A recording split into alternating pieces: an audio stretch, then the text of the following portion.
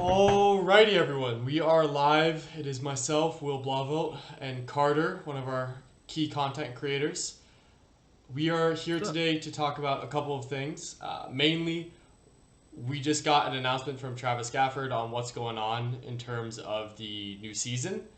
This upcoming spring into summer split, they're connected now, as well as a lock-in tournament that we're going to see in the beginning of the whole season. Carter's got some thoughts on that. And we're going to also talk a little bit more about what the teams have ended up being at. We've got a lot of movement. Half of GG ended up on 100 Thieves. Bjergsen ended up being a head coach because he was leading that team anyway.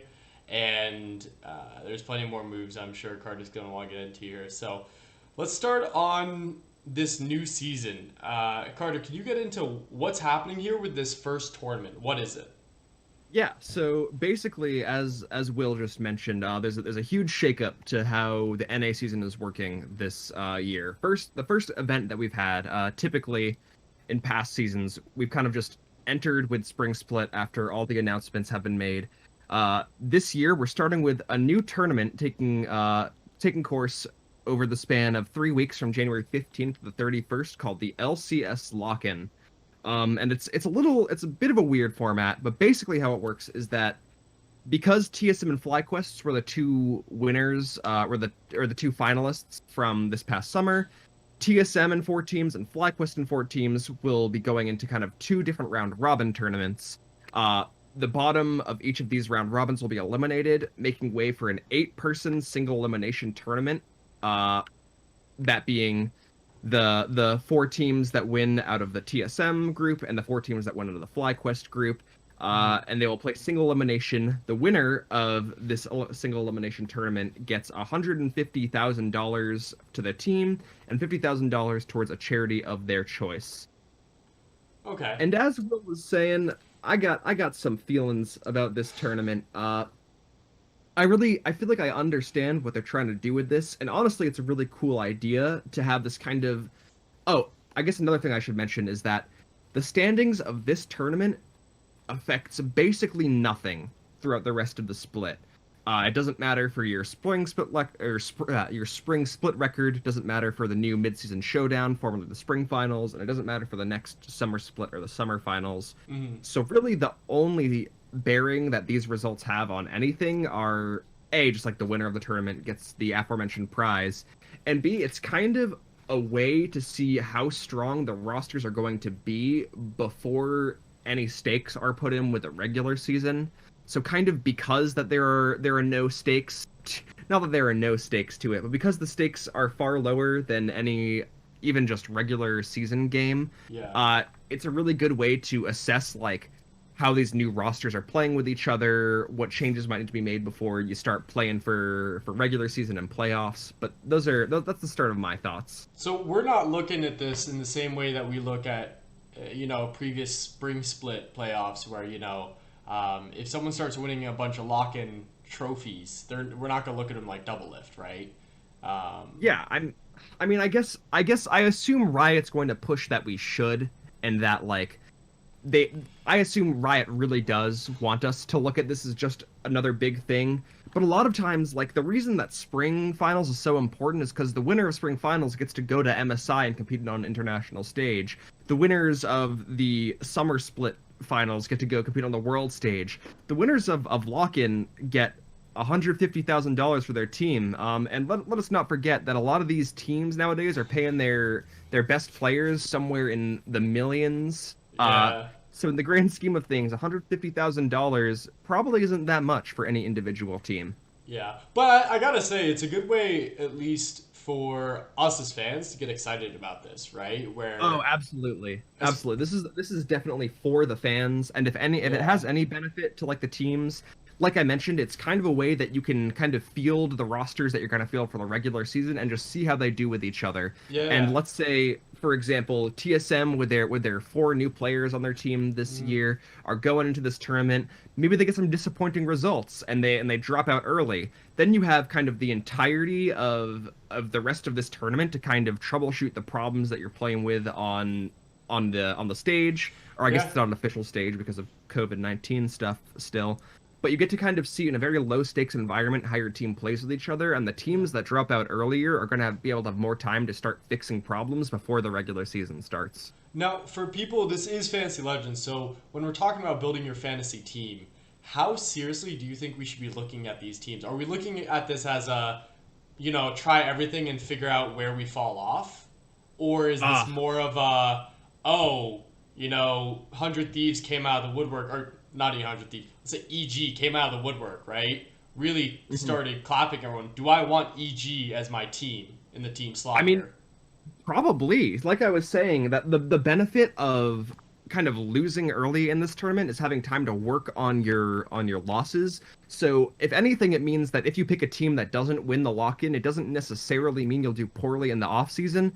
But that being, or in fantasy rather, but that being said, if Perks and C9 come in and start like clapping people, that's a pretty good indication that C9 is going to be pretty strong throughout spring anyways.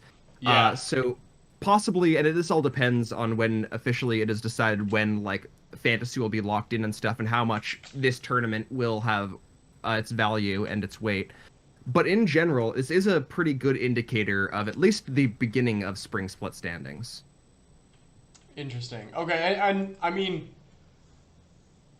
yeah, and obviously you can always pick up a new team, but if you can find the dark horse on your fantasy team early in draft, that's always the best. With there be only being Absolutely. teams, double that more or less with LEC included in your draft. But Yeah. if If we're thinking about this, right, and this is the Vegas question, and anyone who watches like IW Dominate or whatever can basically see their own tier list on this.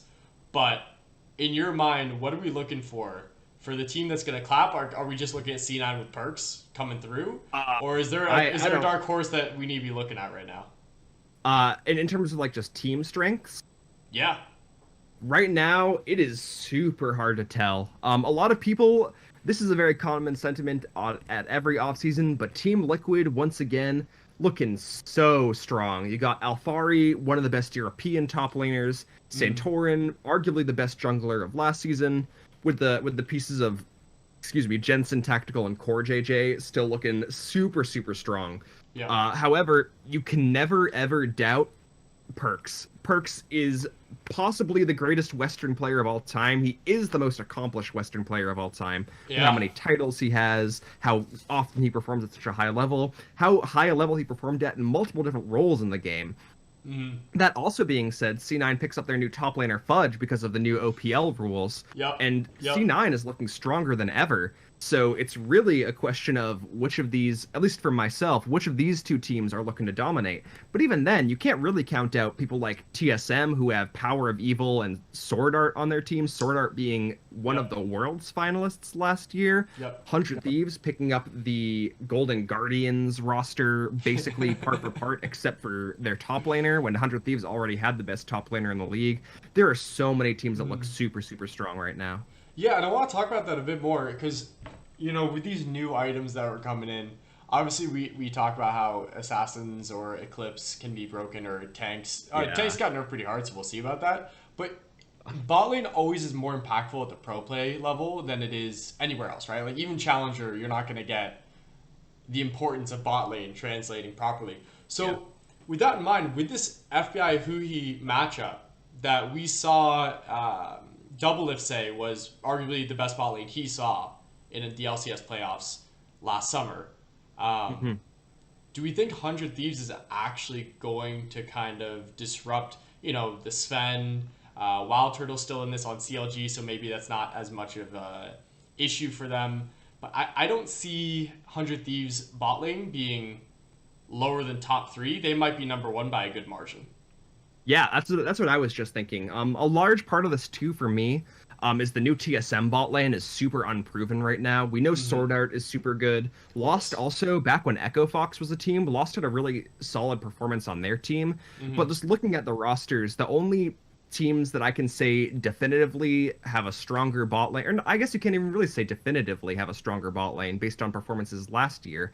But Tactical and Core JJ, I think, still have a really decent shot for Mm-hmm. being the best bot lane. Core JJ by far the best support Being, in yeah, the the best league. support. Yeah. We'll see what comes with Sword Art as well as a World's finalist.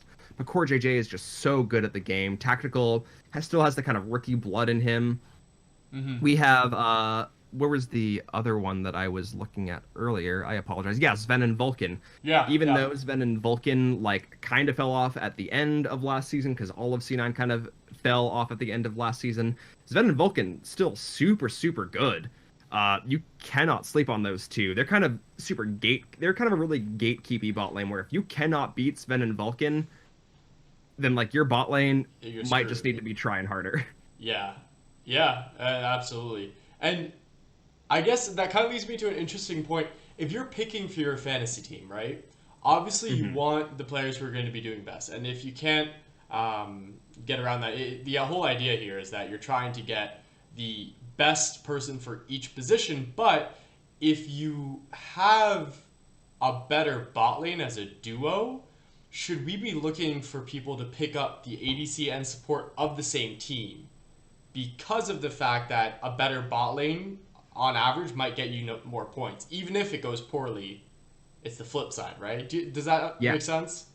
No, that totally makes sense. And another thing to kind of consider in that are the teams themselves. So as we were talking about, FBI and Huhi right now possibly definitely have a claim based on their performance last season to be the best bot lane coming into this team. But you also have to remember that FBI and Huhi are playing with Someday. Someday is by far and large the best top laner in the league right now. Yeah. And 100 Thieves have shown time and time again, and maybe this is just going to be a difference with their current roster as opposed to their last roster. But 100 Thieves loves to play through Someday. 100 Thieves will always play through Someday if given the chance. Or that's not necessarily true. Sometimes 100 Thieves last season were not playing through Someday when they really possibly should have been. But you Yeah. have to kind of look at both which of these bot lanes, A, will like perform super well, and B, will like teams be willing to divert their resources into? Like going back to Team Liquid, yeah, Tactical and Core JJ are super sick, but Jensen more often than not is the carry star of that team. Yeah. Looking at C9, you have Sven and Vulcan being super sick, but you have to imagine that like Jack is picking up Perks because Perks is Perks. trying to carry. He's perks. Exactly. Yeah, If you're yeah. looking for a bot lane that kind of is sufficient on its own without being like without other members of the team kind of detracting from it, one kind of interesting place to start is FlyQuest. They have the bot lane duo right now of Johnson, who is a really, really hot performing ADC on Dignitas, which sounds Counterintuitive. pretty yeah, exactly, counterintuitive given Dignitas's performance. But Johnson was not the problem with that team at all. Uh-huh. Johnson is being paired with C9 support or former C9 Academy support Diamond, who has won multiple Academy splits in a row. This is his first chance at being on the in the regular LCS, and Mm-hmm. he's being paired with a pretty hot jungler who might be coming bot a lot to support him, as well as Licorice and Palafox, who are both pretty self-sustaining solo laners. Yeah, absolutely. And that kind of brings up an interesting point too with so much unproven talent. I don't mean to say unproven at all. Obviously, these people have been playing academy games. But in a way, unproven on the main LCS stage. How closely should we be looking to pick those players up when it comes to, your next big payoff, round four of your draft, right? Yeah. If I you had mean, asked me last year to pick up Spica at the beginning of, like, I probably wouldn't have, right? Like, that's a I would have risk. picked up Broxa before Spica, and look how that went. Yeah, yeah, exactly. Spica ended up being one of the best junglers out of NA last year, including on the world stage. I don't know if you remember that. It felt like, I think that they said themselves, TSM didn't trust each other, but Spica got, was it a 5-man sleep on Lilia on the world stage? Yeah, Spica was performing to the best of his ability. Unfortunately, TSM in general was not. So that's a pretty high bar to set, right? But do we Yeah, think these newcomers are going to meet that, and should people be trying to pick them up for that reason? I mean, with these newcomers, it's always going to be a gamble, right? Like, there's no possible way to say like these newcomers are going to perform better than all these proven people. Mm-hmm. That being said, we've seen people like crown the former Samsung Galaxy World Champion come from like to come from like a Worlds win to join Optic Gaming and kind of Mm-hmm. poop the bed there. So it's not necessarily a given that all these proven players are going to be in their peak form Yeah. when they come to North America. So even though it might be tempting, and in all likeliness, I suggest that anyone pick up these proven supports like Sword Art, like Core JJ, Yeah. like Ignar, like even Afromu doing pretty well. But Hmm. you have to also look at what everyone is kind of bringing to the table. Diamond has won, I think it's like 4 academy splits in a row on different teams. So like you have to look at that and be like, okay, Diamond might be Yeah. unproven, but there's a very good case that like Diamond is a good player and that Yeah. Diamond might overperform. Diamond might look better than we think. Unfortunately, that is the worst part about fantasy is that you never know exactly how these people are going to do before they hop onto that stage. But honestly, Absolutely. with this particular season, it's really hard to say too many players who definitively look like people you should not pick up. Yeah. Now, in the essence, because I think we're winding down here on our time, Yeah. if we're going for a position or a person for each position that you're looking to grab right now, you've talked a lot about Core JJ. I know you love him. I know you love Demonte, but Perks is around. I would, Um, yeah, as much as I love Demonte's personality, he is not the best mid laner in the LCS, and I think Demonte would be the first to tell you that. so I guess that's my question: is you get your 5 lanes, one flex pick from any lane, plus a team with no other knowledge. And I think we're gonna have to go back over this again after the lock-in tournament. Of course, you and I will both have different Yeah. thoughts. But Yeah. what's your 7 picks right now? All right, my 7 picks for players and a team. Sorry, Ooh, all right. given kills are 3 points, right? Typical fantasy rules is kills are 3 points, deaths are -2, assists are one, and 100 CS is one as well. Typically, Yeah. that's All how right. that's how we go. What are you thinking? Yeah. All right. So immediately the players that jump out to me for your kind of top lane picks will be Someday and Alfari. Someday, like I mentioned, the 100 Thieves top laner, even when 100 Thieves is kind of underperforming or not doing super hot, Someday is always working his butt off. Someday is such a good player and has proven himself over the course of multiple splits that even when 100 Thieves like are going down, they will not go down without a fight thanks to Someday. Mm, The other player to look at, I think, in this role is Alfari. Alfari is coming to us from Europe. He has never played in North America before, so it's really hard to say how he's going to stack up to the North American established talent. That being said, as far as like just by the numbers go, Alfari was the best performing top laner in EU last split. So you have to like assume that he'll bring some of that prowess around with him. And then if you're looking on yeah. top of that, Licorice and Huni might make some upsets. In the Hmm. jungle position, once again, Will has mentioned this before. I know you love this man nowadays. Spica's pretty good, and Spica's looking to return, but so is Blabber, honestly. The jungle Yep. talent this year, so good. If you're gonna pick up anyone, recommendations would go as far as Spica, Blabber, Santorin, and maybe FlyQuest star jungler that picked up Jose Diodo. Even though he's unproven in NA, there is a lot of promise to the guy. Yep. Uh, Mid lane, do I even need to say? Top 3 are Power of Evil, FlyQuest's mid laner from last year, Yep. Jensen, Team Liquid's mid laner, and Perks. You can look at all these other mid laners, and while a lot of them seem pretty strong, and a lot of them are pretty good in their own way, those 3 are just by far and large the best right now. Yeah, I can't even argue with that one.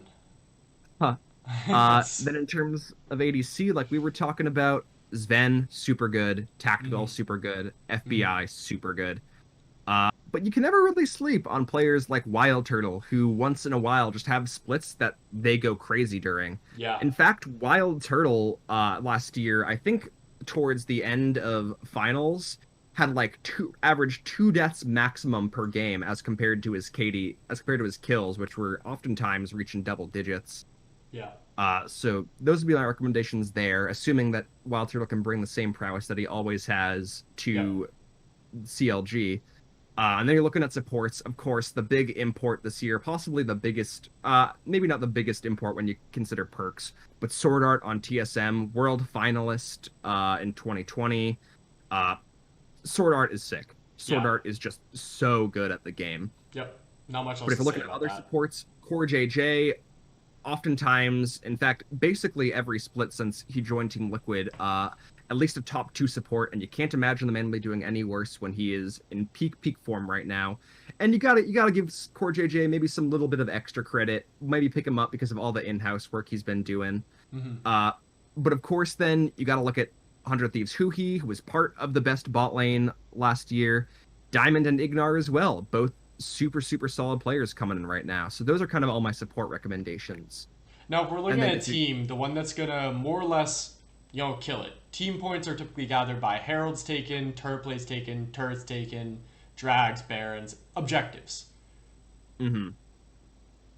This is a guess, to be honest. But what are you looking at here? Yeah, like I mean, as you mentioned, that's going to be a kind of a hard guess. But the three teams I'm always looking at based on how last summer went are TSM, Cloud9, and Team Liquid.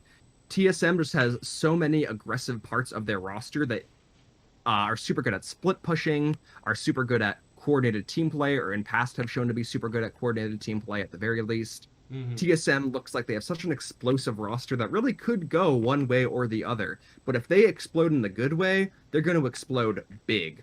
Yeah. Cloud9 as well, having perks in the mid lane, as well as a really good split pusher and Fudge.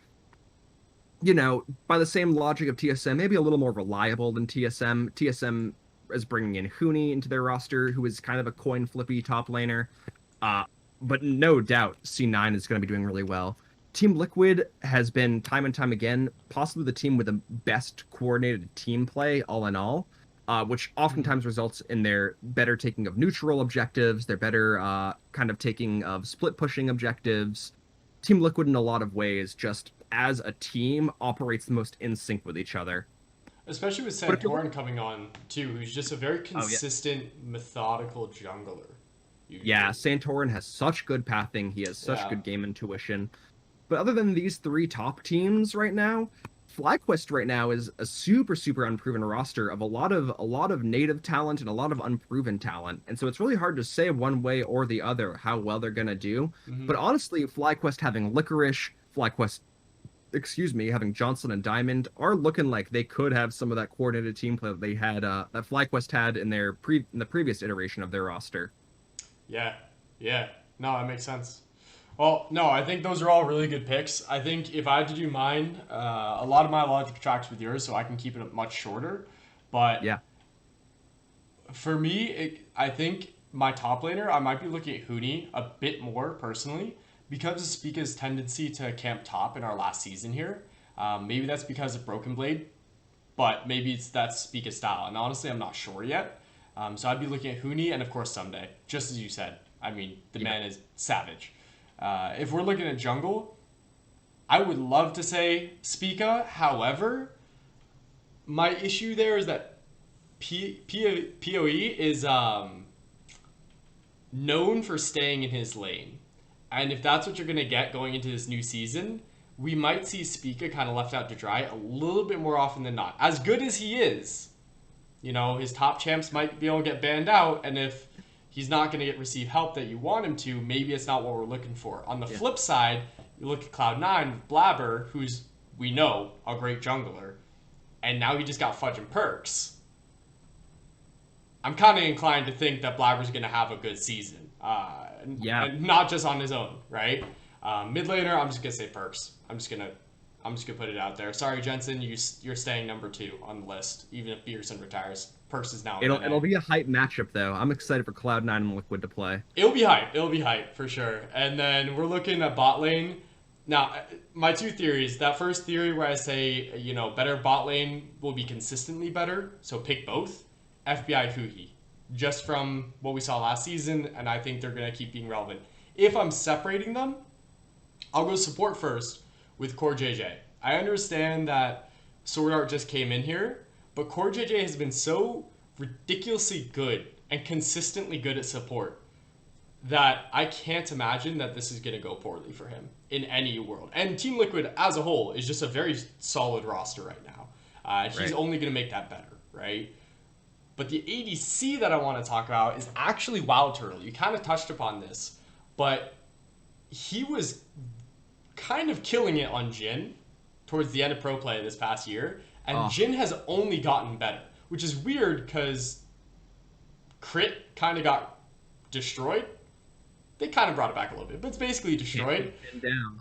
And Jin is still right there right now with the Eclipse Collector and Lord Dom's build that you got going on. So I think Wild Turtle's going to come through really heavy on that, especially with Broxa coming in on the jungle. I think that's only going to benefit him. My only concern is that it's CLG that he's playing on, and that is not my top half of teams right now.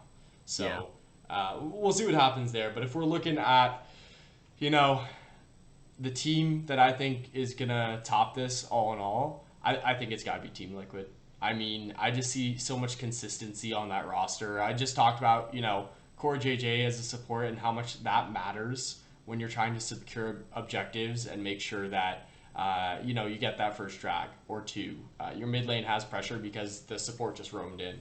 And maybe I should be looking at Ignar if I'm going by that logic, but and evil geniuses. But I think it's Team Liquid end of the day for me. Of course, that's all super narrow minded and mostly a guess. We don't know what's happening right now. We just found out the structure of this upcoming season, which starts in like a month. So Oh yeah, it starts January 15th. yes, yes, it does. So we'll Yeah, get back. we'll have some more informed opinions after this lock-in tournament, but until then, it's really anyone's guess. Yeah, exactly. So anyway, we'll be back then. I think we've got a lot to go on now. If anything else happens before then, we will definitely come back online, share some thoughts. But for right now, just look out for those and any other news involving the lock-in. Yeah. All right, all. Have a great one. This has been Will and Carter over with Fantasy Legends, and talk again soon.